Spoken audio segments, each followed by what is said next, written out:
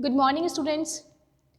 आज हम लोग हमारे फर्दर टॉपिक को आगे बढ़ाते हुए देखते हैं। इससे पहले मैं आप लोगों को बताती हूँ कि हम लोगों ने क्या पढ़ा था। लास्ट टाइम हम लोगों ने न्यूक्लियर एनर्जी के अंदर स्टूडेंट्स देखा था कि बंधन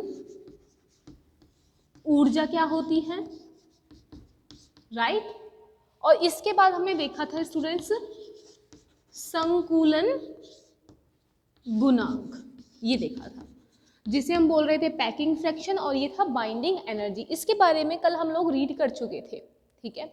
और फिर उसके बाद में हम लोगों ने बंधन ऊर्जा के ऊपर एक क्वेश्चन कर लिया था, जिससे आप लोगों को थोड़ा आइडिया लग गया होगा कि जो बंधन ऊर्जा है उससे रिलेटेड क्वेश्चंस किस तरीके के आने वाले होते हैं, राइट। आगे हम लोग अपने टॉपिक को फर्दर चलाते हुए हम क्या देखते हैं कि जो बंधन ऊर्जा है, ठीक है, बंधन ऊर्जा का द्रव्यमान संख्या के साथ किस तरीके से परिवर्तन आता है, ठीक है। तो आज का हमारा टॉपिक है स्टूडेंट्स बंधन ऊर्जा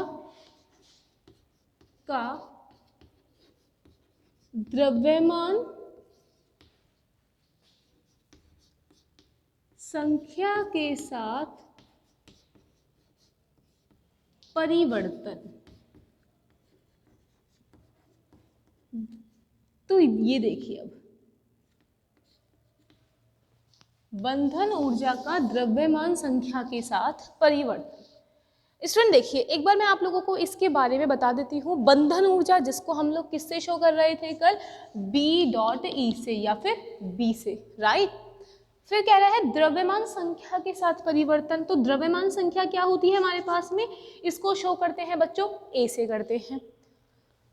अगर मैं बंधन ऊर्जा का द्रव्यमान संख्या के साथ परिवर्तन देखती हूँ, जैसे आपको कल मैंने एक पैकिंग फ्रैक्शन के बारे में पढ़ाने के बाद में कुछ एक लिखवाया था पॉइंट्स में, 3 पॉइंट्स लिखवाए थे, फर्स्ट, सेकंड एंड थर्ड, कि अगर एटॉमिक मास नंबर जो है वो 20 से ज़्यादा है या कम है तो बंधन ऊर्जा किस तरीके की होगी, या फिर स्टेबल होगा, नाभिक या नहीं होगा, स्थायित्व के बारे में पढ़ाया था, ठीक है। और फिर हम लोगों ने देखा था जिस तरीके से ऊपर जाते जा रहे थे हम एटॉमिक मास नंबर के साथ साथ में, तो वो बेसिकली कम हो रहा था, ज़्यादा हो रहा था, वो पढ़ना है आज हम लोगों को, ठीक है। तो आज का जो टॉपिक है हम लोगों का, ये एग्ज़ाम की दृष्टि से काफ़ी इम्पोर्टेंट होता है और ये अक्सर एग्जाम्स में पूछ भी लिया जाता है। तो देखिए एक बार, बंधन ऊर्जा का द्रव्यमान संख्या के साथ परिवर्तन, इसको हम ऐसे भी लिख सकते हैं कि बंधन ऊर्जा होती है B, ठीक। और अगर B के उस A के साथ बच्चों डिवाइड कर दिया जाता है तो एक वैल्यू आती है जिसे हम बोलते हैं B बार। क्या आती है, B बार।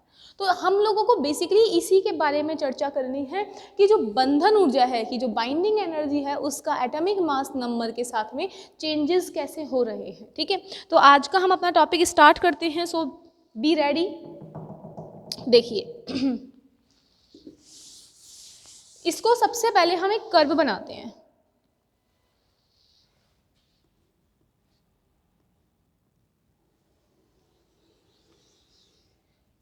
हमने एक कर्व बनाया, ठीक बच्चों। ये होता है हमारे पास में एक्स एक्सिस, ये होता है वाई एक्सिस।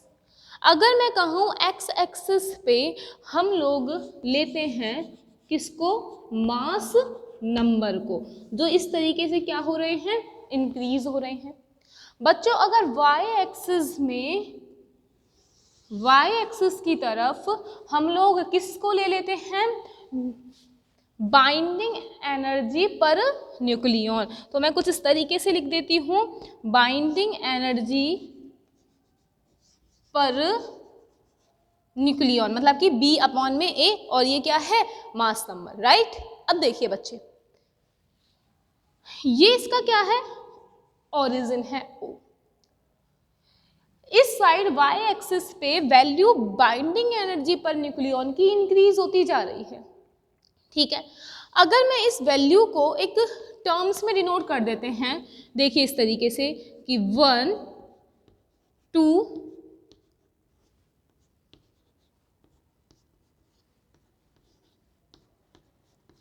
और ये कुछ हमने 8 तक नंबर्स लिख लिए हैं, ठीक। अगर आप लोग जब मास नंबर को इसके साथ में कंपेयर करके देखेंगे तो आप कुछ इस तरीके के देखेंगे,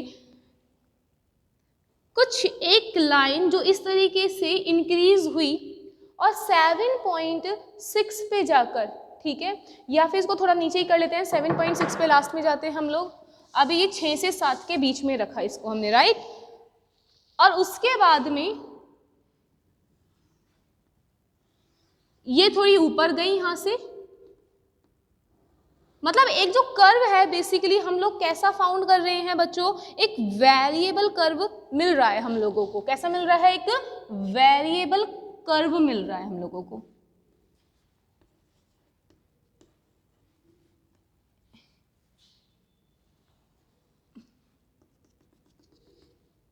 जो कि एक मैक्सिमम एनर्जी के बाद में कहीं पर क्या होगा, रुक जाएगा, ठीक है। और ये ले ली एक वैल्यू मैंने 7.6, ये, और एक ले ली ये वाली। बच्चे देखिए, आपने देखा बंधन ऊर्जा का द्रव्यमान संख्या के साथ में परिवर्तन कुछ इस प्रकार से आता है कि पहले जो वैल्यू है ग्राफ की वो हाई होती है, ठीक है, फिर उसके बाद डिक्रीज होती है, देन हाई हो रही है, डिक्रीज हो रही है, और फिर एक बार एक पॉइंट से जाकर, एक स्टेबल पॉइंट से जाकर 8.8 मैक्सिमम वैल्यू देने के बाद में बाइंडिंग एनर्जी की, वो यहाँ पर आके क्या हो जाती है, डिक्रीज होना स्टार्ट कर देती है, राइट। तो देखिए हम कहते हैं ये क्या है, हाइड्रोजन, ये क्या है, हीलियम, लिथियम यहाँ पे होता है, ये क्या है हमारे पास, कार्बन,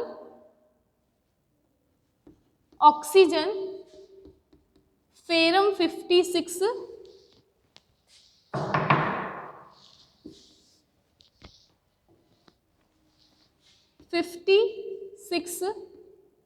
फेरम मतलब आयरन, और ये क्या है 238 यूरेनियम, जो ये वाला डॉट है, राइट। अब बच्चों देखिए एक बार इसको समझने की पहले कोशिश करते हैं। मैंने आपसे कहा बच्चों यहाँ क्या बढ़ रहा है, मास नंबर, यहाँ पर बाइंडिंग एनर्जी पर न्यूक्लियॉन।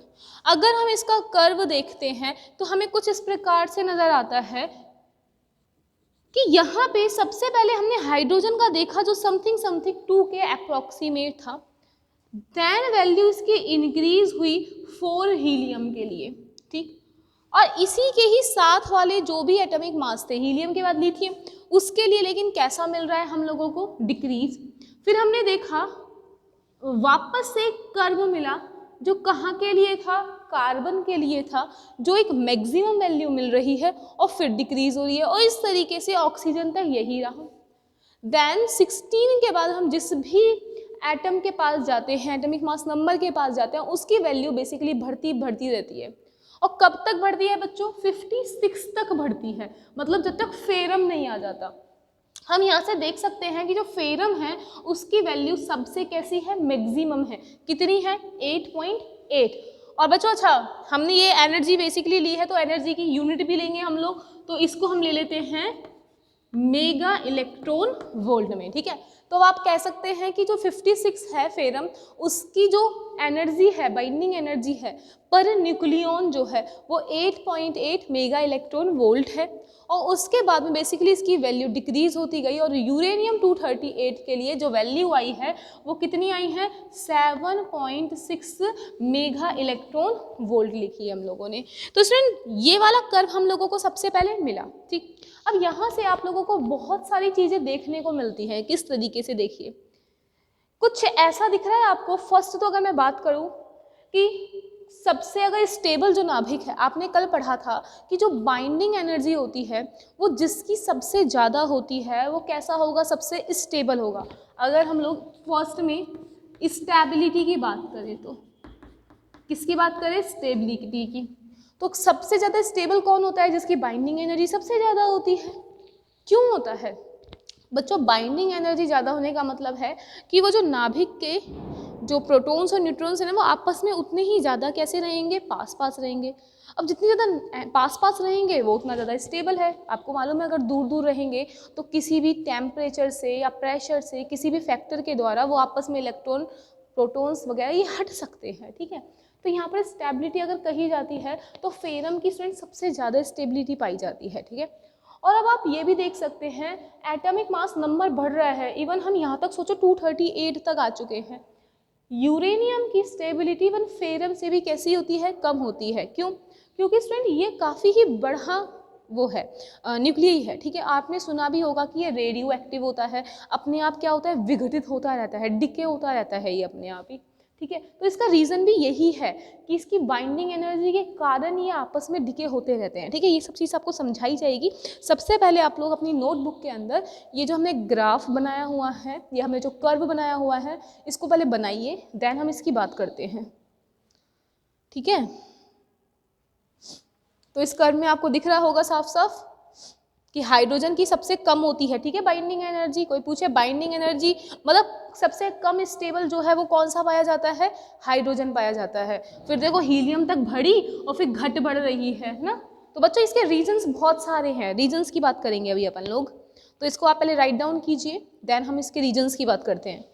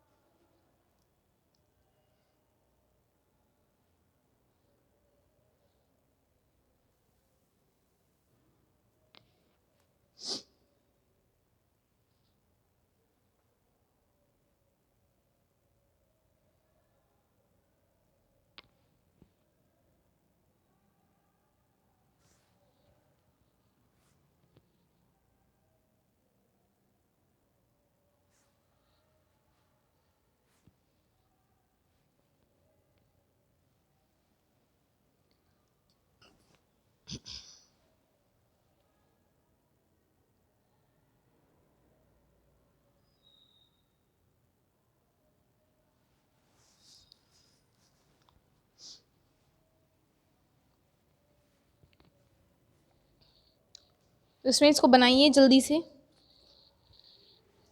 फिर हम इनके बारे में लिखते हैं जो हमें इनके लिए निष्कर्ष मिले हैं।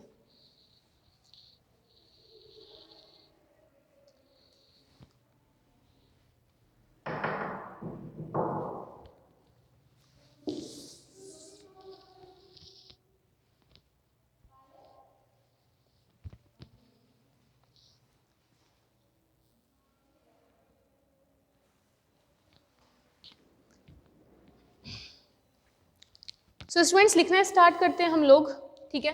तो आप इसके नीचे हेडिंग डालिए ग्राफ से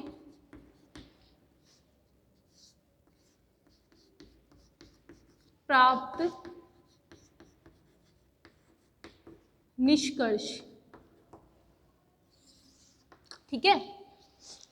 और स्टूडेंट ये जो टॉपिक है वो एग्जाम की दृष्टि से काफ़ी इम्पोर्टेंट है, आज ही के लिए नहीं है ये इवन फ्यूचर में भी अगर कोई स्टूडेंट एमएससी वगैरह करता है तो उसके लिए भी ये इम्पोर्टेंट काफ़ी है टॉपिक, ठीक है।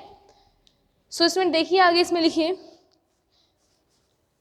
ग्राफ से प्राप्त निष्कर्ष। तो हमने फर्स्ट देखा इसके अंदर क्या मिल रहा है हमें, देखिए हाइड्रोजन की सबसे कम है ना बाइंडिंग एनर्जी पर न्यूक्लियॉन, ठीक है। आप देखिए आपको 56 सबसे हाईएस्ट नजर आ रहा है। अगर मैं यहाँ तक की बात करती हूँ, इस रीजन तक की, इस तक की, तो हमें इस पूरे कर्व में सिर्फ यही रीजन है जिसके लिए हम कह सकते हैं हाईएस्ट बाइंडिंग एनर्जी पर न्यूक्लियॉन प्राप्त हम लोगों को इसमें हो रही है, ठीक है बच्चों। तो मैंने कहा आपसे कि अगर मैं इसको एक नंबर दे देती हूँ कि 50, ठीक है, और हमने यहाँ कह दिया ये समथिंग समथिंग 100 तक ले लिया, तो क्या हम पहली लाइन में लिख सकते हैं क्या कि जो 15 से 100 तक के जो भी एटॉमिक मास होते हैं, एटॉमिक मास नंबर होते हैं, उनके लिए जो हमें binding energy per nucleon mega electron volt में मिलने वाली है वो 50 से 100 वालों के लिए क्या होगी, सबसे ज़्यादा प्राप्त होने वाली होगी। क्लियर हो गई यहाँ तक की बात? तो फर्स्ट लिखना स्टार्ट करते हैं स्टूडेंट। सबसे पहले हेडिंग डालिए ग्राफ से प्राप्त निष्कर्ष, और इसमें हम फर्स्ट लिखते हैं फर्स्ट लिखो इसमें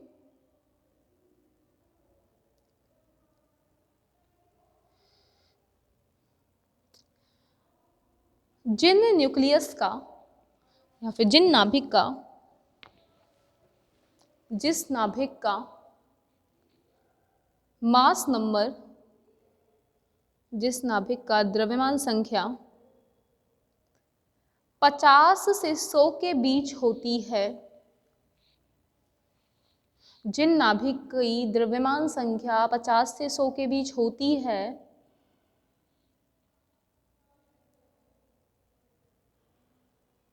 उन नाभिक की प्रति न्यूक्लियन बंधन ऊर्जा, उन नाभिक की प्रति न्यूक्लियन बंधन ऊर्जा अधिकतम प्राप्त होती है। वापस बोल रहे हैं, जिन नाभिक की मास नंबर या फिर द्रव्यमान संख्या 50 से 100 के बीच प्राप्त होती है, उन नाभिक की प्रति न्यूक्लियन बंधन ऊर्जा सर्वाधिक होती है या अधिकतम होती है।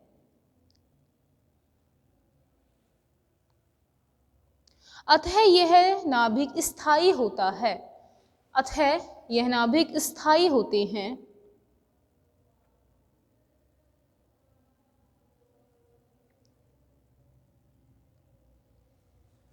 अतः यह नाभिक स्थायी होते हैं।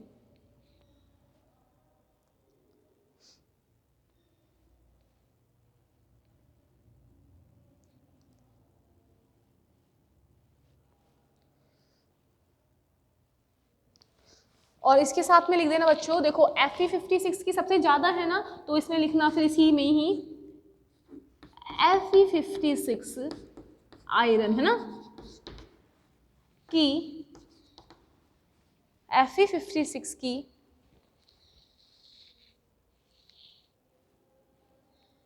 प्रति न्यूक्लियन बंधन ऊर्जा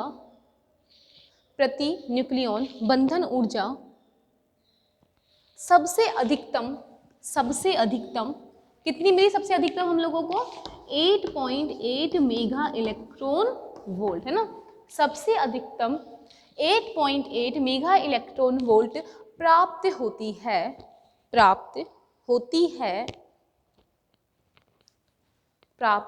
है। अतः यह नाभिक सर्वाधिक स्थायी होता है। अतः यह नाभिक सर्वाधिक स्थायी होता है। अतः यह नाभिक सर्वाधिक स्थायी होता है।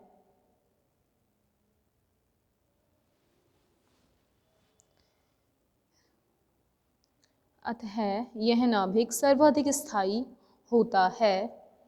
तो स्टूडेंट इसमें लिखा आपने सब कुछ। इसमें अभी तक हम लोगों ने फर्स्ट पॉइंट में सिर्फ बात किसकी करी है कि 50 से 100 तक के जो भी मास नंबर्स होते हैं उनके लिए बाइंडिंग एनर्जी पर न्यूक्लियन जो होती है वो सर्वाधिक होती है, और जो Fe56 होता है उसके लिए कितनी होती है बच्चों? 8.8 मेगा इलेक्ट्रॉन वोल्ट होती है, जो कि ग्राफ से देखने पर पता ही चल रहा है कि जो 8.8 मेगा इलेक्ट्रॉन वोल्ट है वो इन सभी के लिए कैसा है? सबसे ज़्यादा है। तो यहाँ तक की बात हमने लिख ली।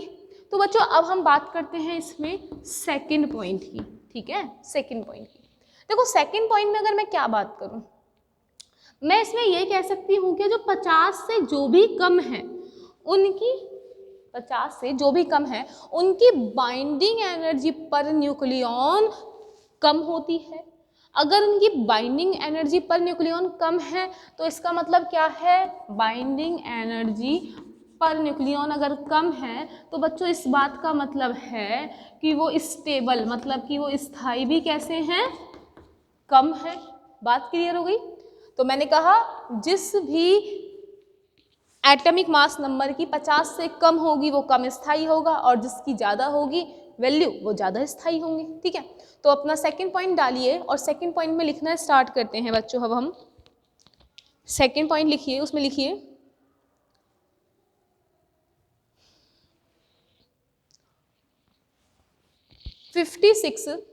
56 से कम द्रव्यमान संख्या, इसमें लिखिए 56 से कम द्रव्यमान वाले नाभिकों के लिए प्रति न्यूक्लियॉन बंधन ऊर्जा, 56 से कम द्रव्यमान वाले नाभिकों के लिए प्रति न्यूक्लियॉन बंधन ऊर्जा कम होती है,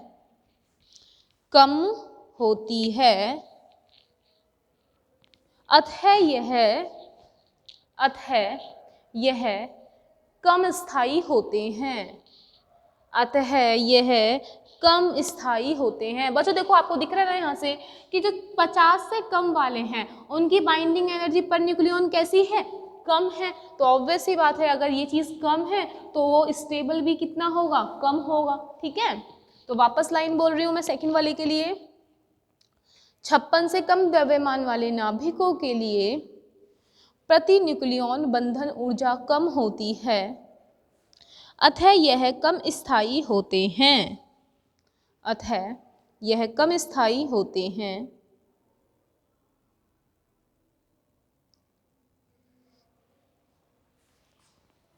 ठीक है, अब स्टूडेंट अगर मैं बात करूं यहाँ पे हम लोगों को देखो, जैसे अगर 50 से अगर हमने कम की बात कर रहे हैं, मैं यहाँ तक आई, ठीक बच्चों, अब इससे भी अगर मैं कम की बात करूँ तो देखो और भी कम है, ये तो बिल्कुल भी स्थायी नहीं होंगे। मतलब हाइड्रोजन तो हम ये कह सकते हैं बिल्कुल ही अनस्टेबल है, अस्थायी है। तो इसी के आगे इसमें लाइन एक और जोड़ देना, तथा 20 से नीचे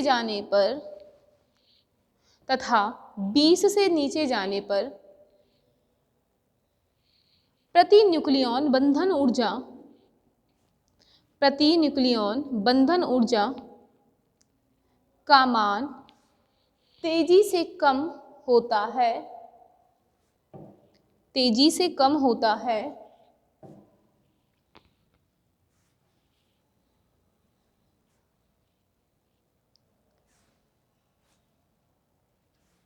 तेजी से कम होता है, अतः यह नाभिक कम स्थायी होते हैं। अतः यह नाभिक कम स्थायी होते हैं। अतः यह नाभिक कम स्थायी होते हैं।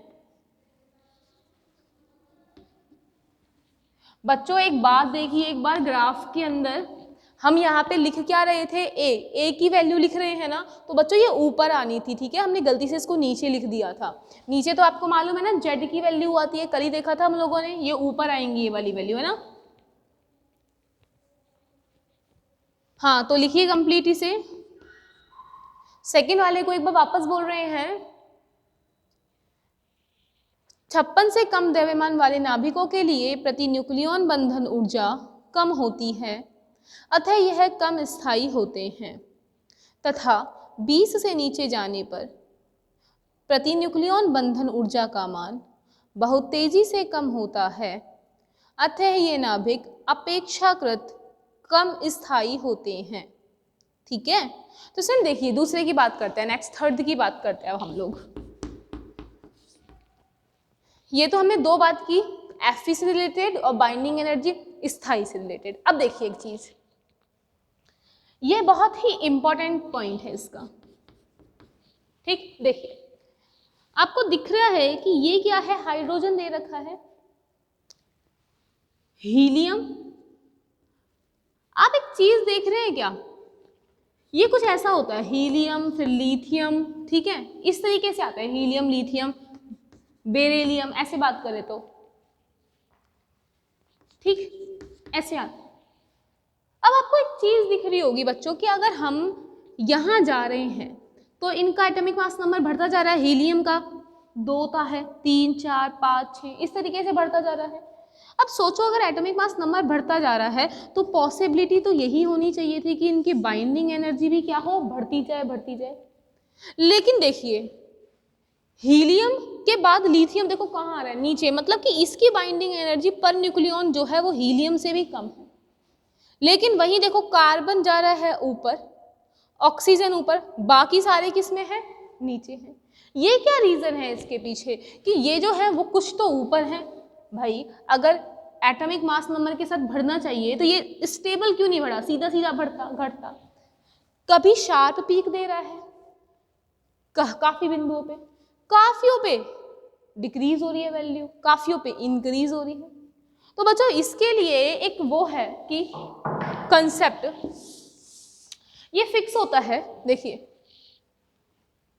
एक ऐसी एटॉमिक मास नंबर जो 4 का पूर्ण गुणज हो, समझ रहे हैं आप, वो एटॉमिक मास नंबर जो 4 का पूर्ण गुणज हो। जैसे देखो 12, 16, 4 पूर्ण गुणज है ना, 4 एकम 4 या 12 4 16 पूर्ण गुणज है 4 के।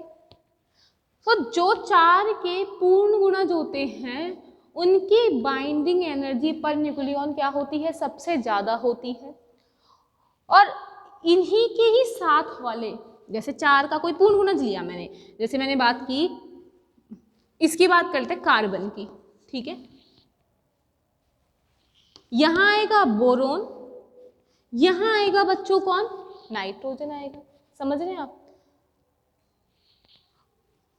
कार्बन से, कार्बन किसका पूर्ण गुणज है बच्चों, 4 का। लेकिन ये अपने ही जो पड़ोसी वाले लोग हैं ना, बोरोन और नाइट्रोजन, इससे भी सबसे क्या है, ज्यादा है। रीजन क्योंकि नाइट्रोजन और ये जो बोरोन है वो 4 के पूर्ण गुणज नहीं है।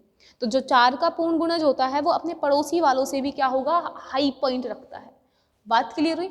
अब जैसे ऑक्सीजन है वो 4 का पूर्ण गुणज है, तो इससे जो बीच में आने वाले हैं कार्बन और ऑक्सीजन के बीच में, उन सबको कहाँ लिख दिया, नीचे। बात क्लियर है। जो 4 के पूर्ण गुणज हैं वो बेसिकली क्या है, शार्प पीक देने वाले होते हैं। तो देखिए यहाँ हम देखते हैं थर्ड पॉइंट पे। तो थर्ड पॉइंट में आपको यही वाली बात लिखवाना जा रहे हैं कि जो 4 के पूर्ण गुणज होंगे वो अपने पड़ोसी वाले से भी कैसे होंगे, हाईएस्ट पीक रखते हैं। तो थर्ड पॉइंट डालिए, उसमें लिखिए बच्चों, थर्ड पॉइंट डालिए, कुछ नाभिक, कुछ नाभिक, कुछ नाभिक जैसे 2He4 C612 8O16, ठीक है। कुछ नाभिक जैसे 2He4 6C12 8O16 अर्थार्थ जिसकी द्रव्यमान संख्या, अर्थार्थ जिसकी द्रव्यमान संख्या 4 की गुणज हो, अर्थात जिसकी द्रव्यमान संख्या 4 की गुणज हो, 4 की गुणज हो, उनके लिए प्रति न्यूक्लियॉन बंधन ऊर्जा का मान, उनके लिए प्रति न्यूक्लियॉन बंधन ऊर्जा का मान अपने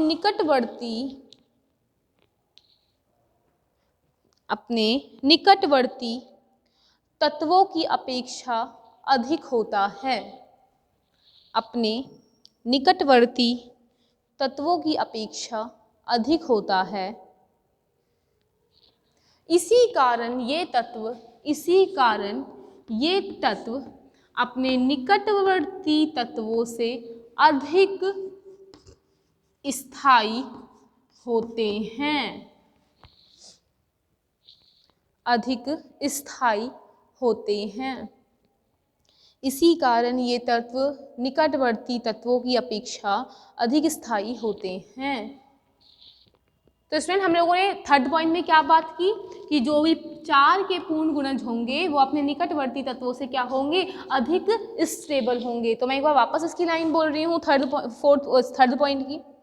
कुछ नाभिक जैसे 2He4, 6C12, 8O16 अर्थात जिसकी द्रव्यमान संख्या 4 की गुणज हो, उनके लिए प्रतिन्यूक्लियन बंधन ऊर्जा का मान निकटवर्ती तत्वों से अपेक्षा अधिक होता है।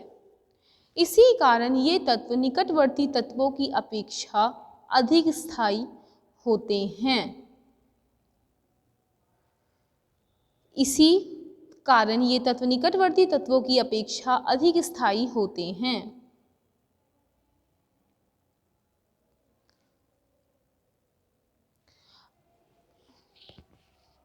तो बेटा बच्चों यहाँ तक बात हुई हमारे पास में। अब हम बात करते हैं कि जो 56 से, अब हमने यहाँ तक की तो बात कर ली है। अगर मैं आपसे कहूँ नेक्स्ट पॉइंट में, फोर्थ पॉइंट में, ठीक, कि जो 56 से जो ज़्यादा वाला होता है, ठीक बच्चों, जो 56 से ज़्यादा वाले नंबर्स होते हैं, ठीक है, उनका देखो, उनका भी स्थायित्व है वो कैसा है, डिक्रीज होता जा रहा है। मतलब कि उनकी भी बाइंडिंग एनर्जी पर न्यूक्लियन कैसी होगी बच्चों, घटती हुई होगी। तो इसमें फोर्थ पॉइंट में लिख लेना, 56 से अधिक द्रव्यमान संख्या वाले नाभिकों के लिए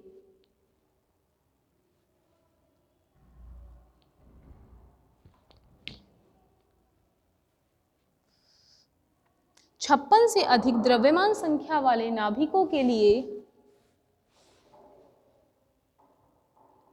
प्रति न्यूक्लियन बंधन ऊर्जा का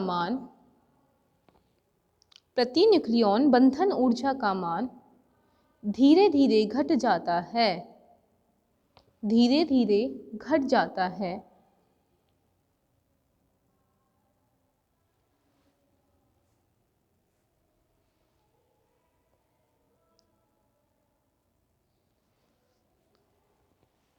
तो बच्चों देखिए इसमें एक लास्ट पॉइंट है फिफ्थ, उसकी अगर हम बात करें तो वो क्या होगा बच्चों। देखिए आपको यहाँ पे क्या दिख रहा है कि जो यूरेनियम 238 है, ठीक है, यूरेनियम 238 है, ये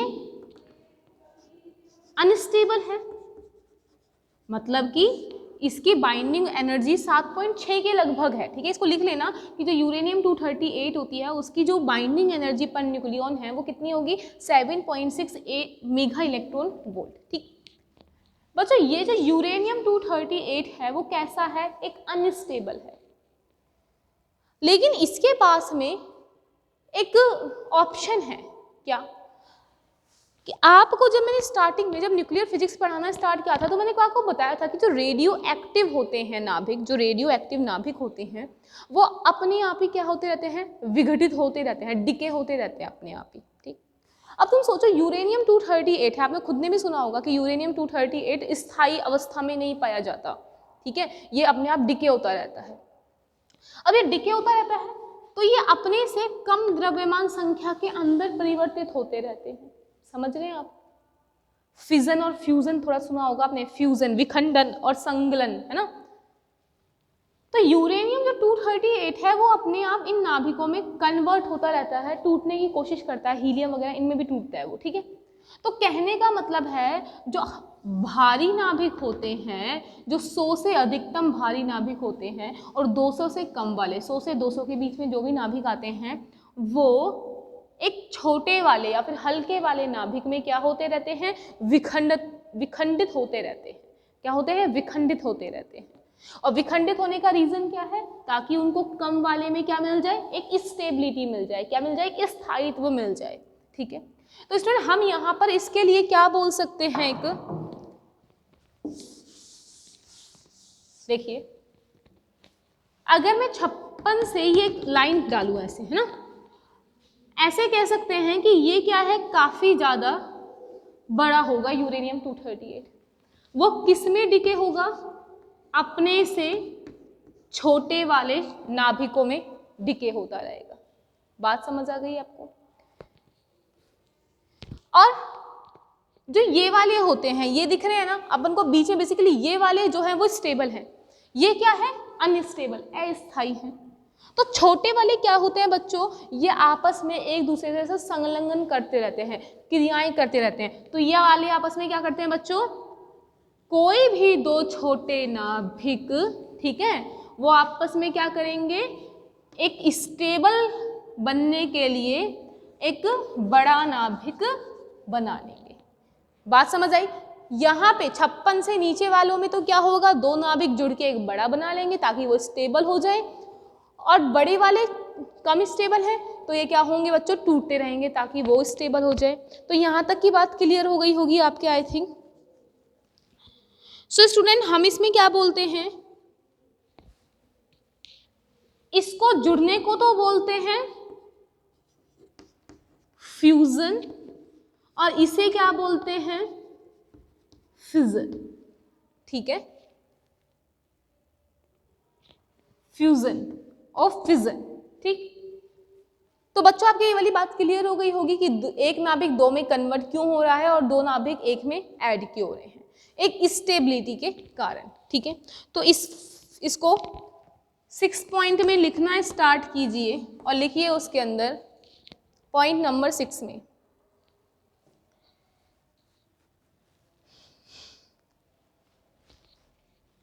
वे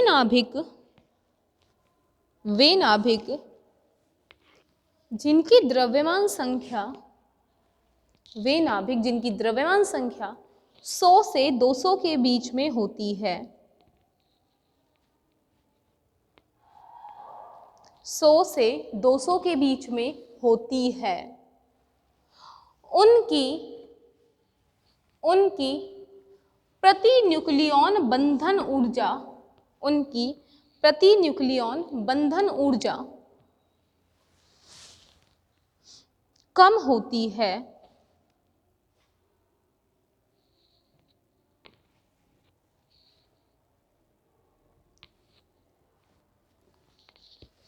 अतः वो स्थायित्व पाने के लिए एक बड़ा नाभिक दो छोटे नाभिक या दो हल्के नाभिक में टूटते हैं। अतः उनका स्थायित्व पाने के लिए एक बड़ा नाभिक दो छोटे नाभिकों में टूटते हैं।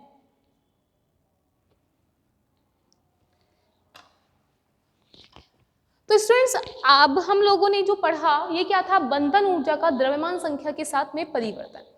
तो बच्चों, आज हम लोगों ने बेसिकली एक कर्व की बात की है और इसके बारे में जो भी रिजल्ट हम लोगों को प्राप्त हुए हैं उनके बारे में हम लोगों ने इसको वेल डिफाइन किया और उसको लिख लिया है। सो स्टूडेंट, आई होप कि एक बार आप स्टूडेंट्स इनको थोड़ा सा बनाना सीख लें। ये पेपर में क्वेश्चन अक्सर पूछ लिया जाता है कि बंधन ऊर्जा का द्रव्यमान संख्या के साथ में परिवर्तन के लिए एक कर्व बनाइए। Got my point? तो यहाँ तक पहले आप लोग, और एक बार ये डायग्राम के अंदर जो ये फिजन और फ्यूजन का बनाया है उसको भी आप लोग राइट डाउन कीजिए।